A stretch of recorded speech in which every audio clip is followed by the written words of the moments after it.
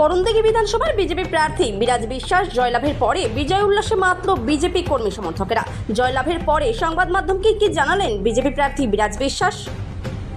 অনুপ জয়সওয়ালের রিপোর্ট, big news Bangla.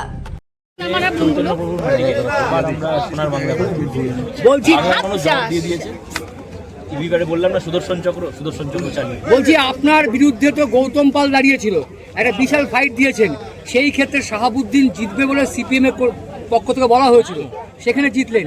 এই জয়টাকে কিভাবে অনুভব করছেন? মানুষ রায় দিয়েছে ইভিএম, এটা মানুষের জন্য। বাংলার যে এতদিন যেই পরিস্থিতিতে আমাদের নিয়ে চলে গেছিল, বাংলাদেশ বিশেষ করে বাঙালিদের আইডেন্টিটি ক্রাইসিস হয়ে গেছে, বাংলা আবার বেরিয়ে চলে এসেছে। এই যে আপনার প্রধান অভিযোগ ছিল যে জেলা পরিষদ সভাধিপতি জাল সার্টিফিকেট সভাপতি হয়েছে, আপনি অভিযোগ করছিলেন। আমাদের রাজবংশী ভাইদের অধিকার যে কেড়ে বসে রয়েছে, সেই অধিকার খুব শীঘ্রই আমরা ছিনিয়ে নিই।